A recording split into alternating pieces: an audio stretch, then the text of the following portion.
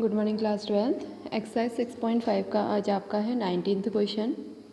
अब इनसे आगे को आपको क्वेश्चन में ये भी ध्यान रखना है कि जो कि चीज़ आपको क्वेश्चन में दी होगी आप उनको कांस्टेंट लेके चलोगे, यानी वो आपके लिए अचर राशियाँ होंगी, उनको आप कांस्टेंट लेके चलोगे और अन्य चीज़ों को आप मानोगे। ठीक है, जो चीज़ आपको क्वेश्चन में दी होगी, जैसे प्रदत्त पृष्ठ कहा है या दिया हुआ पृष्ठ कहा है, तो वो आपका कांस्टेंट होगा, और जिसको न्यूनतम दिखाना है वो कांस्टेंट नहीं होगा, ये उच्चतम दिखाना है।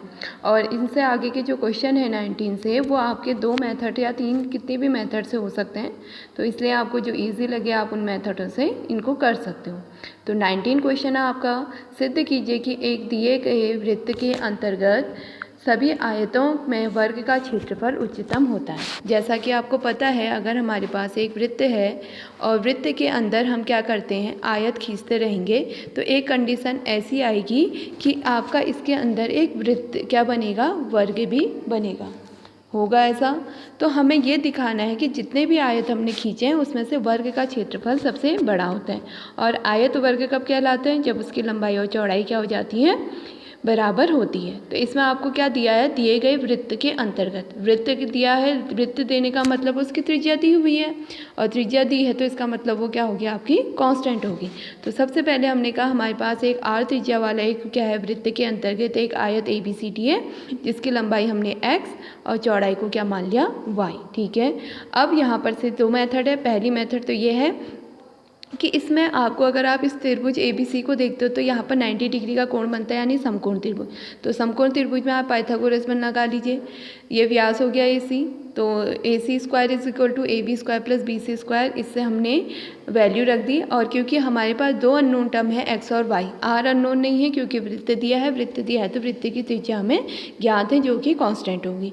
तो इसलिए हमने 2 अननोन टर्म में से एक का मान निकाल दिया। जैसे x = हमने निकाल दिया √4r² - y², क्योंकि मैंने आपसे कल भी कहा था कि जब भी आप इस टाइप के क्वेश्चन को सॉल्व करेंगे तो वहाँ पर आपका 2 अननोन टर्म का एक साथ अवकलन संभव नहीं है, इसलिए एक अननोन टर्म को दूसरे अननोन टर्म के रूप में लिखेंगे। तो मैंने यहाँ पर पाइथागोरस प्रमेय का यूज़ करके x की वैल्यू को y के टर्म में निकाल दिया। अब आपको पता है आयत का क्षेत्रफल क्या होता है, A = होता है x × y।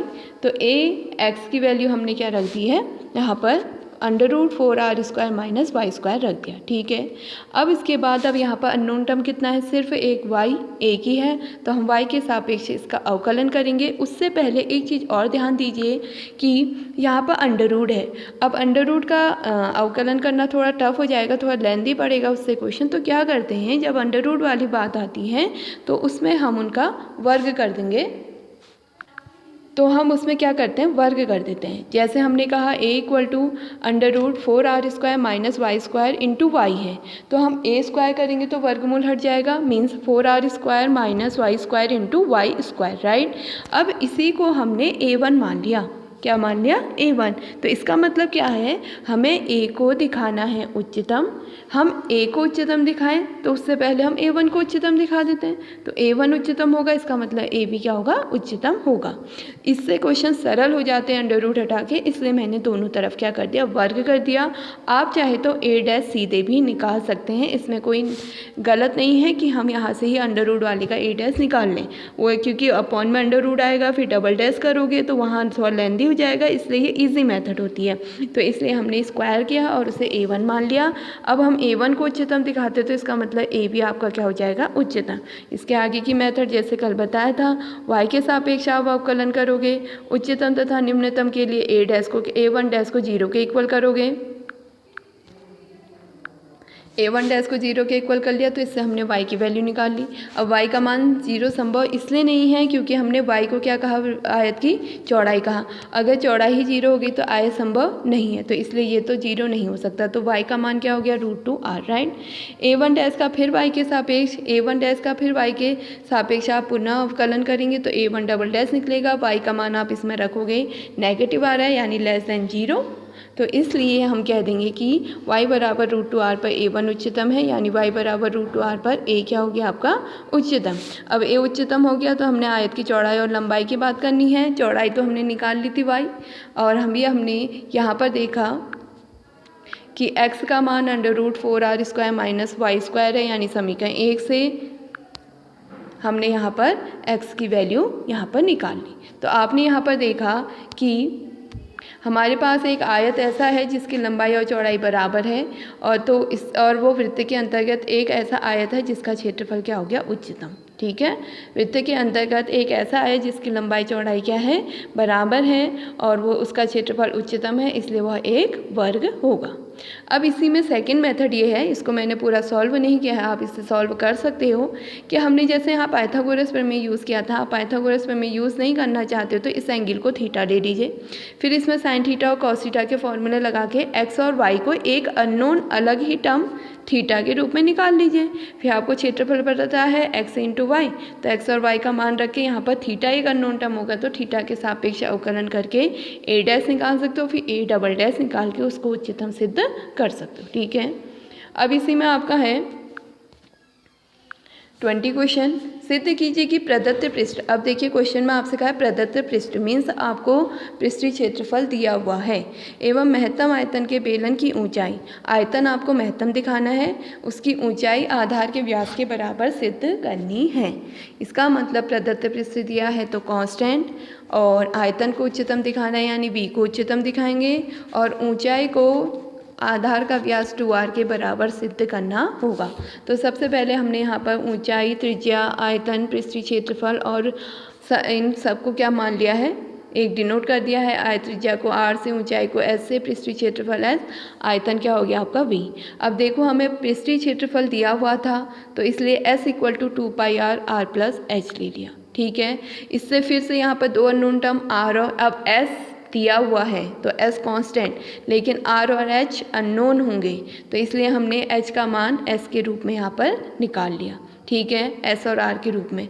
तो फिर हमें पता है v बराबर होता है पाई आर स्क्वायर h, यहाँ पर h की वैल्यू रखिए। अब अननोन टर्म आपका सिर्फ एक क्या है r के सापेक्ष अवकलन करिए, उच्चतम तथा न्यूनतम के लिए v डैश को 0 के इक्वल करिए, फिर v डैश का r के सापेक्ष पुनः अवकलन कर दीजिए, इससे आपका v डबल डैश निकलेगा। r की वैल्यू रखेंगे तो उस समय आपका इसका मान फिर से क्या हो गया, लेस देन, यानी r के इस मान के लिए आयतन क्या हो गया आपका उच्चतम।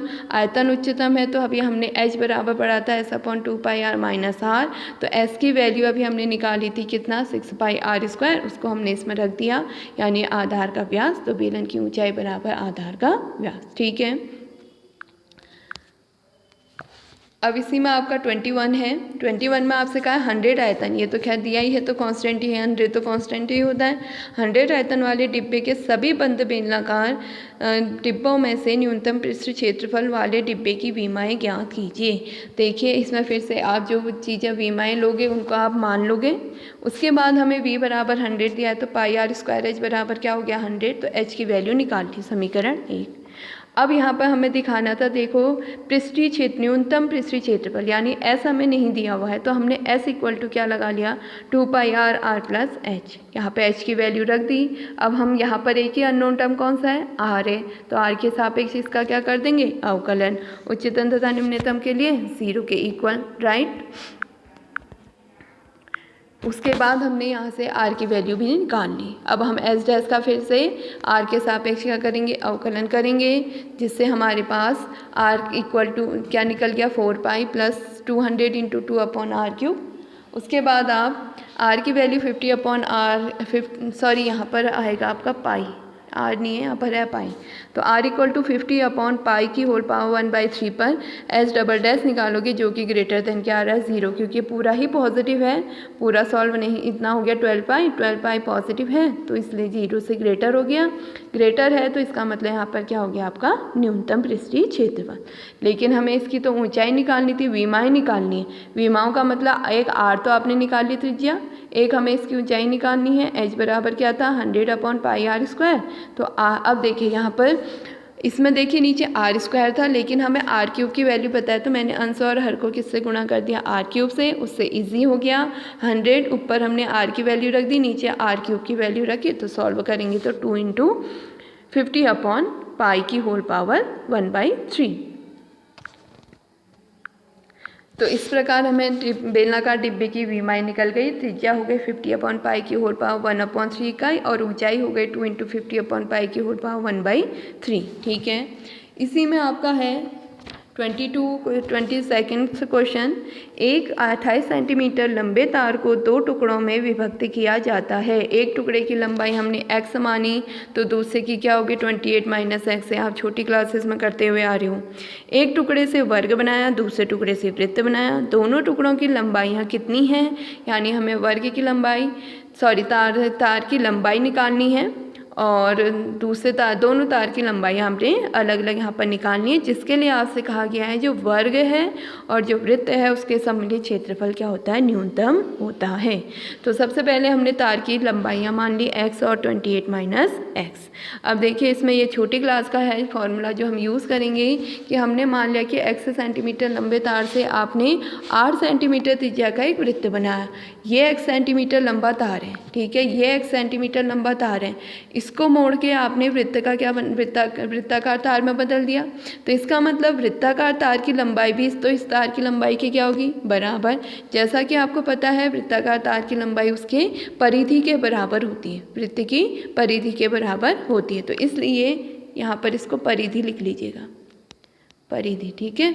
तो इसलिए यहाँ पर क्या हो जाएगा कि हमने कहा आर त्रिज्या x सेंटीमीटर लंबे तार से हमने 8 सेंटीमीटर त्रिज्या का एक वृत्त बनाया, तो तार की लंबाई किसके बराबर हो जाएगी, वृत्त की परिधि के बराबर। तो उससे हमने x = क्या लिया 2πr, क्योंकि यहाँ पर हमारे पास r भी अननोन है, x भी अननोन है। तो हमने इसलिए r को x के पदों में निकाल लिया, क्योंकि हमें लंबाई x निकालना है इसलिए, ठीक है। ऐसी दूसरे वाले से 28 - x सेंटीमीटर लंबे तार से हमने क्या निकाल लिया, 1 सेंटीमीटर भुजा का वर्ग बनाया। तो इसका मतलब वर्गाकार तार की लंबाई किसके बराबर होती है, वर्ग की परिमाप के बराबर होती है। इसका मतलब तार की लंबाई किसके बराबर हो गई, वर्ग की परिमाप। तो इससे इसकी भुजा हमने निकाल ली 28 - x/4। अब देखिए दो अननोन टर्म हमारे r और a थे, उनको हमने एक नए अननोन टर्म x के रूप में निकाल लिया। अब जैसा कि क्वेश्चन में आपसे कहा है इन दोनों का सम्मिलित जो क्षेत्रफल है उसे हमने न्यूनतम दिखाना है। इसका मतलब सम्मिलित क्षेत्रफल का मतलब है दोनों के क्षेत्रफल का योग। तो हमने वर्ग का और वृत्त के सम्मिलित क्षेत्रफल को ले लिया, a बराबर क्या हो गया πr² + a²। यहाँ पर हमने इसकी वैल्यू रखी, x अननोन टर्म था तो x के सापेक्ष अवकलन करके उच्चतम तथा निम्नतम के लिए a' को 0 के इक्वल किया, वहाँ से हमारे पास x निकला। क्योंकि हमें उच्चतम और निम्नतम दिखाना है इसमें, तो फिर से हमने a' का पुनः x के सापेक्ष क्या किया, अवकलन किया। पुनः हमने x के सापेक्ष अवकलन करा, इससे इसकी वैल्यू ग्रेटर देन क्या आ गई 0, क्योंकि ये पॉजिटिव है इसलिए। तो इसका मतलब आपका जो सम्मिलित क्षेत्रफल है वो क्या हो गया, न्यूनतम। न्यूनतम हो गया तो तार की लंबाई निकल गई, दूसरे तार की लंबाई को पहले तार की लंबाई को 28 से क्या कर दोगे, माइनस। तो आपके दोनों तार की लंबाइयाँ क्रमशः क्या हो गई 28 π/4 + π तथा 112/4 + π, राइट। अब इन क्वेश्चनों को आप ध्यान से देखिए, समझिए। 6 नंबर के क्वेश्चन इसमें से आएगा ही आएगा आपका। और इसके बाद आपका जो 23 है उनको मैं फिर कराऊंगी इससे आगे के। अब आप सीधे क्वेश्चन नंबर देखिए 27, ठीक है। उनके जो बीच के क्वेश्चन हैं उनको कल बताया जाएगा। अभी आप 27 देखिए। 27 में क्या कहा गया है, 27 में आपसे कहा है वक्र x² = 2y पर 0,5 से न्यूनतम दूरी पर स्थित बिंदु आपको यहाँ पर निकालना है। यानी 0,5 से एक आपका न्यूनतम दूरी पर कोई बिंदु होगा जो वक्र पर स्थित है, उसकी बीच की दूरी को आपने न्यूनतम दिखाना है। तो हमने वक्र पर स्थित बिंदु क्या ले लिया, x1, y1। जैसा कि वक्र एक पर अगर बिंदु स्थित है तो उसकी समीकरण को संतुष्ट करेगा, राइट। फिर हमने दोनों के बीच की दूरी को न्यूनतम दिखाना, तो उससे हमने d से दिखा दिया। 10th क्लास में सूत्र पढ़ा था x2 - x1 का स्क्वायर + y2 - y1 का स्क्वायर। तो अब यहाँ पर फिर से दो अननोन टर्म हो गए x1 और y1। तो मैंने समीकरण 2 से यहाँ पर x1² का मान रख दिया। अब फिर से अब देखो यहाँ पे स्क्वायर रूट है, अब आप स्क्वायर रूट से डायरेक्ट अवकलन करना चाहें तो ठीक है, अगर आपको थोड़ा शॉर्ट करना है तो आप उसका स्क्वायर करेंगे जिसे d1 ले लेंगे। अब उसके बाद अगला स्टेप, इसके आई को आप सॉल्व करेंगे, d1 निकालेंगे, d1 को 0 के इक्वल करना, उससे y की वैल्यू निकल जाएगी। फिर d1 निकालना, उसमें न्यूनतम आपको दूरी आ जाएगी। देखिएगा आप, नहीं होगा तो मैं कल को फिर बताऊँगी, पूछ लेना मेरे से। तो D1 आपका क्या आ जाएगा इसमें न्यूनतम, D1 न्यूनतम होगा तो इसका मतलब DB क्या होगा आपका न्यूनतम। और फिर आपके उस y के मान को आप इस इक्वेशन में रखोगे सेकंड वाली में, तो आपका x भी निकल जाएगा, तो आपको बिंदु ज्ञात हो जाएंगे। ठीक है। 28 भी इजी है। आप दिए गए फलन को आप पहले y मान लेना। अब इसमें फिर से देखिए इसमें क्वेश्चन सीधे कह दिया न्यूनतम मान ज्ञात कीजिए, तो इसके लिए आपने क्या करना है, इसके लिए डबल डैश मत निकालना, y डैश निकालना, उसको 0 के इक्वल करना, x की जो वैल्यू आएगी उनको दिए गए फलन में रख देना, 1 2 3 4 जितनी भी आएंगी, और उसमें से जो सबसे छोटा मान होगा वो ही फलन का न्यूनतम मान होगा, जैसा मैंने आज कल बताए थे इस टाइप के क्वेश्चन। ठीक है। ऐसे ही आपका 29 भी है, उस समय उच्चतम मान ज्ञात करना है, तो आप सीधे उसको पहले y मान लो, फिर y डैश निकालना, उसको 0 के इक्वल करना, उससे x की कुछ वैल्यू आएंगी, उन x की वैल्यू को एक एक करके दिए गए फलन में रखना, सबसे अधिक मान ही आपका उच्चतम मान कहलाएगा। तो आज आप 6.5 के इतने क्वेश्चन सॉल्व करेंगे, जो क्वेश्चन नहीं आएंगे मुझसे पूछ लेंगे। ठीक है।